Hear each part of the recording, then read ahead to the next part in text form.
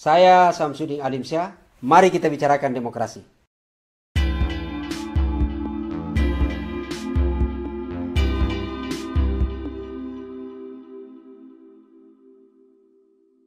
Halo teman-teman sekalian, Assalamualaikum warahmatullahi wabarakatuh. Alhamdulillah, terima kasih kita jumpa lagi di channel Ustadz Demokrasi. Teman-teman sekalian, mengawali konten ini saya dengan tulus tentu karena ini masih minggu awal tahun baru gitu ya. Kita berdoa semua, semoga tahun 2022 ini jauh lebih baik daripada tahun 2021 kemarin. Itulah sesungguhnya kenapa banyak orang melakukan istilahnya kegiatan refleksi akhir tahun. Poin besarnya sebenarnya adalah karena ada keinginan untuk mencoba melihat apa kekurangan pada tahun yang berjalan pada saat itu untuk kemudian diperbaiki tahun berikutnya. Karena kalau ternyata sama saja, bahkan lebih buruk, maka itu adalah bagian dari golongan yang celaka. Teman-teman sekalian, kita tidak akan membahas berkaitan soal itu, meskipun agak mirip gitu ya. Karena yang kita bahas juga ini adalah berkaitan peristiwa di akhir tahun 2021 yang membuat kita seolah sesak napas. Bukan karena gemuruh dentuman petasan di mana-mana gitu ya. Karena saya kira tahun ini memang tidak terlalu banyak dibanding tahun sebelumnya. Selain karena memang harusnya dikurangi, karena secara resmi juga memang ada banyak himbauan dan bahkan larangan yang dilakukan oleh pemerintah gitu ya. Apalagi berkaitan soal larangan berkerumun karena kita masih dalam suasana pandemi COVID. Tapi yang membuat kita sesak napas yang saya sebut tadi adalah karena ada berita buruk di mana yang saya misalkan adalah ada berita tsunami korupsi datang dari Kota Makassar, Kota Daeng, Kota Angin Memirik gitu ya. Itu adalah berita tsunami korupsi. Datanya di sana karena dan itu terjadi adalah pada tahun 2019 sebenarnya, lalu kemudian puncaknya adalah di detik-detik akhir pergantian tahun baru, kemudian aparat penegak hukum kemudian bersikap secara resmi menahan sampai puluhan orang tersangka koruptor di Makassar, gitu ya. Ya ini sampai kemudian saya menyebut istilah tsunami, gitu ya. Jadi ada orang bertanya kenapa kemudian menggunakan istilah tsunami? Apakah karena korupsinya berbeda atau karena ada pendekatan lain? Yang pasti adalah bahwa korupsi tetap saja sebenarnya adalah kejahatan luar biasa yang tidak boleh kita memberi ampun kepadanya. Mau itu besar ataupun kecil, gitu ya. Tapi tentu ada variabel lain sampai kemudian saya sendiri mengistilahkan ada peristiwa tsunami korupsi yang menimpa Kota Makassar gitu. Karena ini adalah saya kira memang agak menarik untuk kita coba kaji di Makassar. Karena hampir setiap tahun ada saja peristiwa kasus korupsi yang terungkap di publik. Satu hal pendekatan bahwa mungkin karena civil society-nya kuat, mungkin karena aparat penegak hukumnya bekerja secara maksimal sampai kemudian bisa membongkar kasus korupsi. Bukan jaminan bahwa daerah-daerah lain tidak ada korupsi karena tidak ada terungkap di permukaan. Boleh jadi karena di sana adalah ruang-ruang gelap di mana semua berselingkuh. Baik itu kemudian civil society-nya, aparat penegak hukumnya, lalu atau kemudian juga pelakunya adalah misalnya dari pemerintahan. Atau pada pendekatan lain karena memang ada pelaku korupsi yang tidak ada jerahnya untuk kemudian melakukan terus korupsi, dan pada saat bersamaan adalah civil society dan aparat penegak hukum bekerja maksimal. Ini yang harus kita lihat pada posisi itu karena kita tahu betul sebenarnya adalah peristiwa di Makassar selalu diwarnai saja ada berita tentang kasus korupsi. Bahkan baru saja kemarin 2021 akhir gitu ya, ada juga vonis Gubernur Sulawesi Selatan karena juga lagi-lagi adalah kasus korupsi. Di Makassar sendiri sebelumnya tahun 2018, 2017 kita tahu ada beberapa aparat pegawai ASN langsung ke sana kemudian terlibat dalam kasus korupsi APBD di kota sana gitu ya. Padahal kita tahu bahwa Kota Makassar adalah banyak melakukan inovasi-inovasi dalam hal pencegahan praktek untuk pencegahan terjadinya praktek korupsi. Misalnya di sana pernah terbentuk namanya Lembaga Pemantau Pengadaan Barang dan Jasa, lembaga independen pemantau pengadaan barang dan jasa. Itu tidak di daerah lain. Harapannya adalah supaya kemudian sesungguhnya tidak ada lagi korupsi dalam proses pengadaan barang dan jasa. Walau di Makassar pun juga sebenarnya adalah salah satu daerah yang melakukan inisiasi pembentukan lembaga ombudsman yang memastikan bahwa tidak ada maladministrasi, termasuk adalah potensial korupsi di sana. Tapi apa yang terjadi? Lembaga ini tentu ada, tapi kemudian korupsi berjalan. Sekali lagi saya ingin menyatakan bahwa boleh jadi karena aparat penegak hukum, karena civil society, karena lembaga-lembaga kuasa bekerja dengan baik sampai kemudian praktek korupsi terungkap. Atau karena juga memang pelaku korupsinya tidak ada jerak gitu ya. Itu berarti berada pada wilayah bagaimana sebenarnya adalah efek yang harus ditimpakan kepada para pelaku korupsi. Kembali kepada persoalan kita tadi, bahwa saya menggunakan istilah tsunami. Indikator untuk kemudian menggunakan istilah tsunami korupsi di Kota Makassar adalah satu, karena tadi memang betul adalah peristiwanya sendiri, bahwa korupsi adalah kejahatan luar biasa yang sampai hari ini terus saja bergerak, bahkan semakin menggila, semakin bertambah pelakunya dan kasusnya itu ya. Yang terakhir ini adalah kita tahu bahwa diungkap oleh kepolisian Polda Sulawesi Selatan adalah adanya dugaan korupsi di proyek untuk infrastruktur pembangunan fasilitas rumah sakit IPC di Rumah Sakit Batua, Kecamatan Panakung, Kota Makassar dengan jumlah kerugian sampai 25 miliar. Bayangin, 25 miliar. Kalau ini dibelikan coto, itu kira-kira berapa mangkok gitu ya. Karena satu mangkok coto ada hanya 20.000. Dibayangin gitu. Ini kalau kita analogikan seperti itu, bisa tenggelam Makassar kalau 25 miliar dipakai untuk coto gitu ya.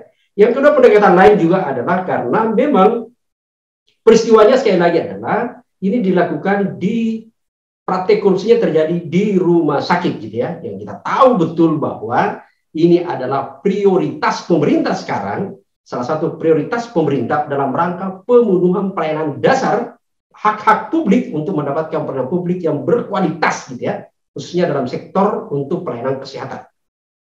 Betul memang bahwa, dan saya selalu menyebut, untuk kita berbicara korupsi sebenarnya kita tidak boleh berbicara seolah ada moral di sana. Seolah untuk kemudian menyatakan bahwa korupsi, kalau orang korupsi di rumah sakit, korupsi di pendidikan, maka kita hajar betul, dan seolah-olah kita maki, kita menganggap bahwa itu adalah tidak ada rasa empati sedikit pun dari para koruptor. Padahal memang sekali lagi, sebenarnya koruptor adalah tidak ada moral di sana. Dia hanya berada pada ruang memantau, menganalisa di mana ada ruang untuk kemudian ada kesempatan untuk melakukan korupsi.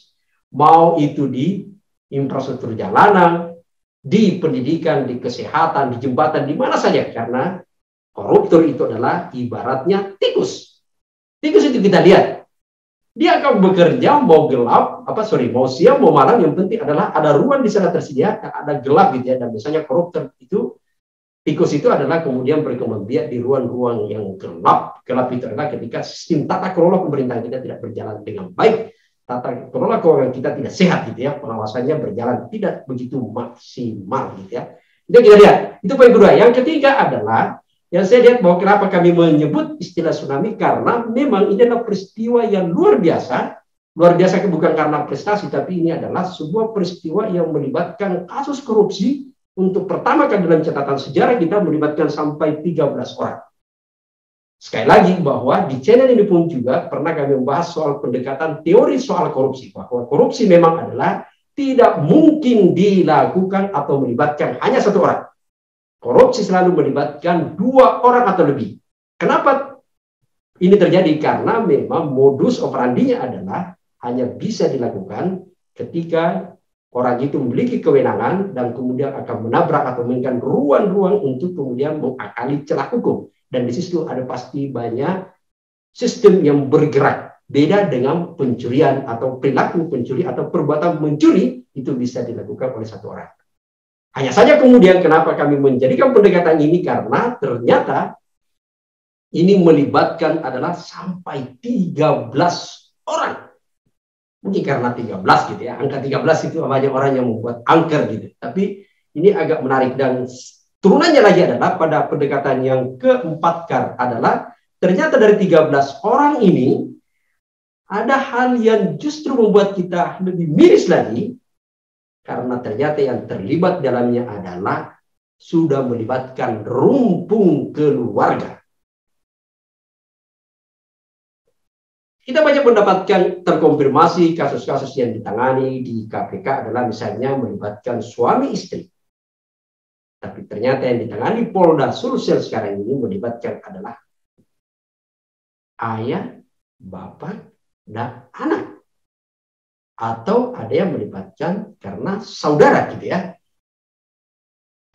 Ini yang membuat kemudian saya menyatakan ini adalah sebuah tsunami besar. Betapa terjadi degradasi moral kita. Teman-teman sekalian, saya ingin agak sedikit bercerita soal keterlibatan dalam rumpun keluarga ini. Karena saya sendiri sebenarnya adalah, saya punya pengalaman betul gitu ya, ketika pada tahun 96 sampai kemudian tahun 2003, itu saya jurnalis dan banyak ditempatkan di lembaga penegak hukum aparat, yaitu adalah di kantor kepolisian untuk memantau sekaligus melakukan peliputan berkaitan dengan kasus-kasus pidana umum dan pidana khusus gitu ya, termasuk di kejaksaan.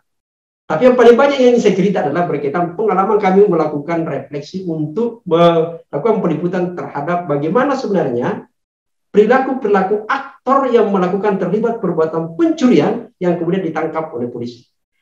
Hampir saya tidak menemukan ada satu peristiwa di mana seorang pelaku pencuri yang orang tua itu kemudian melibatkan anaknya atau anaknya tahu.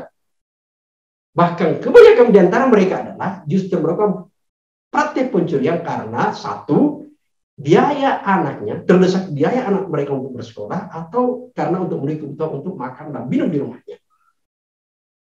Dan yang jauh lebih ini adalah karena mereka semua ini selalu berdoa semoga anaknya tidak mengikuti perbuatannya, bahkan mereka bersekolah dengan baik. Dan dalam banyak cerita, pelaku kejahatan pencurian gitu ya, pidana umum, justru mereka berusaha untuk menyekolahkan anaknya sampai kemudian mendaftarkan masuk menjadi aparat penegak hukum, baik polisi ataupun jaksa.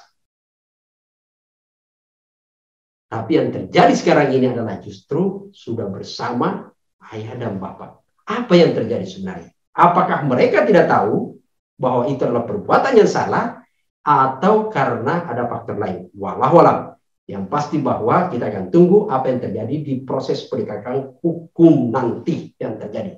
Karena berdasarkan informasi yang kita dapatkan dari para penegak hukum, baik dari kejaksaan maupun dari kepolisian, ternyata berkas ini adalah sudah proses untuk sudah masuk P21, artinya sudah lengkap untuk siap dilimpahkan ke pengadilan. Dan yang bersangkutan sendiri 13 orang ini, sekarang ini sedang dalam status tahanan, yaitu di Mapolda Sulawesi Selatan. Mereka merayakan, menikmati detik-detik pergantian tahun baru tahun 2021 ke 2022 di dalam tahanan. Semoga saja ini adalah informasi yang terakhir bahwa ada perbuatan tindak pidana korupsi di Kota Makassar. Kita semua berharap seperti itu karena korupsi bukanlah sebuah kebanggaan. Yang kita tunggu adalah sebenarnya realisasi sesuai visi misi wali kota menyatakan bahwa Makassar akan menjadi kota dunia, kota termaju, dan tentu kota yang bebas dari korupsi. Teman-teman sekalian, saya ingin sedikit memberikan gambaran apa sih sebenarnya yang terjadi di rumah sakit Batua yang letaknya berada di Jalan Batua Raya, gitu ya. Jadi berdekatan, itu adalah pertigaan antara jalan Hadura dari Sirwa, lalu kemudian Batua Raya ke sana, agak dekat situ gitu ya. Itu yang kita lihat pada posisinya. Teman-teman sekalian, bahwa sekedar informasi saja, ini adalah sebenarnya awalnya adalah Puskesmas Batua. Yaitu adalah puskesmas yang melayani masyarakat, khususnya adalah pada wilayah pelayanan Paskes gitu ya. Fasilitas kesehatan yang melayani khususnya pada wilayah Kecamatan Panakukan. Yang sebenarnya pada saat berstatus sebagai rumah sakit, puskesmas, ini banyak kemudian melakukan inovasi, praktek-praktek inovasi pada saat itu, termasuk adalah pada saat itu justru di tempat inilah banyak mengkampanyekan soal keselamatan ibu dan anak untuk melahirkan. Mereka aktif mengkampanyekan termasuk konsep IMD gitu ya. Mereka pada saat itu. Nah, karena kemudian kebutuhan pada saat itu, karena pelayanan pelayanan untuk masyarakat sudah tidak memadai untuk kemudian hanya sekedar puskesmas, maka pemerintah Kota Makassar pada saat itu di tahun 2017 mendesain untuk kemudian disepakati masuk di 2018 untuk dinaikkan statusnya menjadi rumah sakit tipe C. Bukan hanya soal status saja, tentu karena bukan puskesmas dan naik menjadi rumah sakit tipe C, maka ada standar yang harus dipenuhi, termasuk dalamnya adalah infrastruktur fisik. Dan sangat luar biasa, pemerintah Kota Makassar kemudian menyetujui dalam sebuah desain bahwa puskesmas ini akan dibangun dalam 11 lantai dan alokasi anggaran yang super wah gitu ya, super gede gitu, sampai kemudian sampai 50 miliar lebih gitu ya. Hanya saja kemudian pada proses kemudian pekerjaan di tahun 2019 proyek ini menjadi mangkrak gitu ya. Yang kemudian membuat orang semua bertanya-tanya ada apa sebenarnya. Belum lagi persoalan pada saat itu adalah karena ada peristiwa masuk di menjelang pilkada pada saat itu, sehingga terkonsentrasi pecah gitu ya pada saat itu. Dan yang menarik adalah karena di tengah mangkraknya proyek ini, lembaga auditor independen gitu ya, lembaga auditor yaitu adalah BPK itu kemudian masuk melakukan audit dalam proyek ini dan menemukan ternyata potensial kerugian negara itu ditemukan mencapai angka yang sungguh fantastis sampai 25 miliar dengan modusnya adalah melakukan permainan pada spek konstruksi, yaitu misalnya besi dikurangi dan lain-lain. Itu sangat berbahaya karena menurut para analis menyatakan bahwa sebenarnya ada ini risiko paling besar karena berada pada soal kekuatan bangunan. Risikonya sangat tinggi. Itulah sebabnya kemudian banyak dalam proses penanganan hukum di saat yang terpisah banyak diskusi yang kemudian wacana ada yang mengusulkan sebaiknya dirubuhkan saja karena tidak menjamin keselamatan, dianggap ini berbahaya kalau dipaksakan untuk dibangun kembali, dan yang lain menyatakan bahwa dibangun saja dilanjutkan karena bisa rugi beberapa kali kalau kemudian dirubuhkan lalu kemudian tidak digunakan apa-apa, sehingga ada usulan dibangun saja, diselesaikan finishing, hanya berada pada posisi lantai 5 seperti yang sudah terakhir sekarang ini. Jadi tidak perlu dilanjut ke sampai lantai 11. Tentu dengan konsekuensi ya desain pemanfaatan pelayanan tentu akan bergeser gitu ya. Tapi ya itu pilihan-pilihan, dan ternyata teman-teman sekalian, pemerintah Kota Makassar bersama DPRD hanya menyetujui untuk kemudian melanjutkan pembangunan ini untuk APBD 2022 dengan anggaran sampai 10 miliar. Yang semula diusulkan adalah 11 miliar. Inilah kasus yang sebenarnya di sejarah dari rumah sakit ini. Tapi itu hal yang berbeda. Yang kita bahas adalah soal tsunami. Dan tsunami ini sekali lagi melibatkan sampai 13 orang. 13 orang ini sebenarnya adalah teman-teman sekalian, kalau kita lihat gitu ya, dari daftar yang masuk, yang ditangkap, yang sekarang ini sudah ada di dalam tahanannya itu, mereka semua ini adalah orang yang memiliki kewenangan. Sekali lagi, korupsi itu adalah hanya dilakukan oleh satu, orang-orang yang memiliki tingkat kecerdasan, kemampuan IQ, bukan karena tidak tahu gitu ya. Karena dalam korupsi itu adalah mampu melihat peluang, mampu mengakali celah hukum, dan bila itu tidak ada maka dia bisa membuat celah hukum yang baru. Inilah sampai kemudian biasa kami menyebut bahwa korupsi tidak bisa dilakukan oleh pencuri biasa, tapi hanya adalah orang-orang yang memiliki tingkat pengetahuan lebih di atas rata-rata gitu ya. Yang kedua adalah memiliki kewenangan. Meskipun mereka cerdas tapi tidak memiliki kewenangan, tentu tidak bisa membuat apa-apa, karena korupsi hanya bisa dilakukan ketika sekali lagi mengakali celah hukum, dan hanya bisa melakukan adalah yang memiliki kewenangan, termasuk kemudian yang melakukan pelaksana di lapangan gitu ya. Teman-teman sekalian, saya ingin memberikan gambaran siapa saja sih sebenarnya di antara 13 itu yang sekarang ini sudah berada di tahanan Mapolda Sulsel gitu ya. Pertama adalah kalau kita lihat misalnya berikut nama-namanya gitu ya. Pertama adalah kita lihat misalnya mantan Kepala Dinas Kesehatan Kota Makassar gitu ya. Itu adalah inisial NT gitu ya, NTA gitu ya, sebagai kuasa pengguna anggaran gitu ya, KPA gitu. Jadi mereka ini adalah ini, lalu kemudian ada, kalau kita lihat, kita kutip di beberapa media gitu ya, jadi ada 13 orang, ada SRM gitu ya, PNS Kota Makassar yang berperan sebagai pejabat pembuat komitmen atau PPK gitu ya. Lalu kemudian ada lagi dari PNS gitu ya, inisial MA, yaitu adalah PNS Kota Makassar sebagai pejabat pelaksana teknis kegiatan gitu ya, PPTK. Lalu kemudian ada inisial FM gitu ya, juga Kota Makassar, PNS Kota Makassar, yang bersangkutan adalah bagian dari PPHP gitu ya. Lalu kemudian ada inisial yang kelima, inisial HS gitu ya, itu adalah Pokja ULP, sama dengan inisial MD, itu adalah Pokja ULP, lalu kemudian ada inisial AS, itu adalah juga Pokja ULP.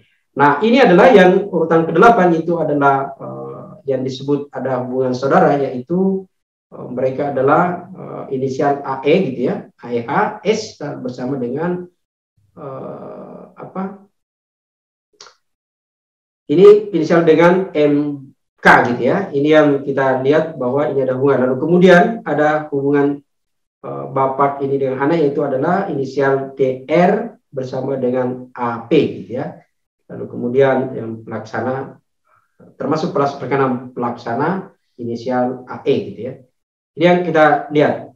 Nah, teman-teman sekalian, seperti yang saya sebutkan tadi bahwa mereka ini semua sudah berada di dalam tahanan dan segera untuk kemudian dilimpahkan pada proses penegakan hukum. Kita akan pantau terus bagaimana proses di persidangannya nanti. Tapi teman-teman sekalian, sekali lagi ini adalah tahun teman-teman sekalian gitu ya. Ini adalah tahun baru, dan seperti yang saya sebutkan tadi, kita berharap bahwa tahun ini tentu kita berharap jauh lebih baik daripada tahun 2021. Artinya apa? Dalam konteks pemberantasan korupsi, kita berharap bahwa semoga ini adalah yang terakhir. Tidak ada lagi korupsi ke depannya. Karena bagaimanapun juga, bukan soal korupsi itu adalah kejahatan luar biasa. Tapi soal korupsi itu juga memang adalah memiskinkan kita semua, termasuk memiskinkan keluarga kita sendiri. Itulah sebabnya saya selalu menganalogikan bahwa seorang korupsi sebenarnya itu adalah sama dengan memakan bangkai saudaranya sendiri. Karena bagaimanapun juga, kalau Anda korupsi di rumah sakit, tidak ada jaminan bahwa yang akan berobat di sana adalah keluarga Anda.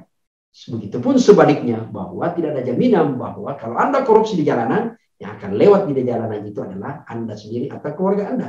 Dan bayangin kalau Anda korupsi di jalanan, infrastruktur jalanan korupsi, maka pada saat yang bersamaan kualitas jalanan tidak akan baik, dan itu artinya adalah Anda sebenarnya secara langsung membuat keluarga Anda menikmati jalanan yang tidak baik akibat Anda korupsi. Itu yang saya sebut adalah analoginya seperti dengan memakan bangkai saudara sendiri. Teman-teman sekalian, sekali lagi kita berharap bahwa semoga ini adalah informasi yang terakhir berkaitan kasus korupsi. Bahwa korupsi selalu ada, potensial akan selalu terjadi, maka itu sebabnya pula maka gerakan civil society, gerakan kita semua, untuk terus melakukan pengawasan kepada pemerintahan, termasuk mendorong aparat penegak hukum untuk bekerja lebih profesional, itu adalah salah satu solusi yang harus kita dorong terus. Tidak boleh kemudian kita menyebut bahwa karena sudah ada lembaga pemantau pengadaan barang dan jasa, sudah ada lembaga-lembaga kuasi, sudah ada lembaga kepolisian, sudah ada KSA, maka kemudian masyarakat berdiam saja. Ingat, yang dikelola oleh negara kita ini adalah bukan siapa, tapi uang kita, rakyat.